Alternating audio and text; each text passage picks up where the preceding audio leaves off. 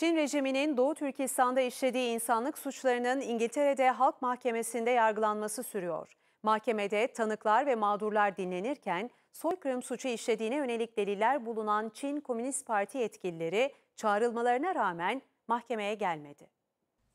Doğu Türkistan'da Müslüman Uygur Türklerine yapılan soykırımla ilgili ilk dava İngiltere'de Halk Mahkemesi'nde görülüyor. Londra'da Halk Mahkemesi, Komünist Çin rejiminin işlediği insanlık suçlarını yargılıyor. Duruşmalarda soykırımın tanıkları ve mağdurları dinlendi ve yapılan soykırımla ilgili deliller mahkeme heyetine sunuldu.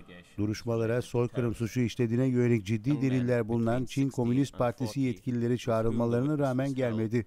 Çin rejimi, Uluslararası Halk Mahkemesi'ni de siyasi manipülasyon olarak nitelendirdi ve verilecek kararları tanımayacaklarını açıkladı. Ancak Çin rejiminin tüm inkarlarına rağmen sürgün çok sayıda Müslüman Uygur Türk'ü mahkemeye gelerek Çin'deki toplama kamplarında yaşadıklarını ve kamplarda kalan ailelerini anlattı. Londra'daki mahkeme ile Çin rejiminin Doğu Türkistan'da Müslüman Uygurlar, Kazaklar, Kırgızlar ve diğer Türk topluluklarına karşı işlediği soykırım fiilleri ilk kez bağımsız uluslararası bir mahkemede yargılanıyor. Mahkemede Doğu Türkistan'daki Çin zulmünün detayları, raporlar ve tanıkların beyanları dikkate alınıyor. Çin'in Doğu Türkistan'daki toplama kamplarının şahitleri yaşadıklarını mahkeme önünde anlatıyor. Doğu Türkistan'da yaklaşık 4 milyon Uygur Türk'ü ve diğer azınlıklara mensup Müslümanlar zorla toplama kamplarında tutuluyor.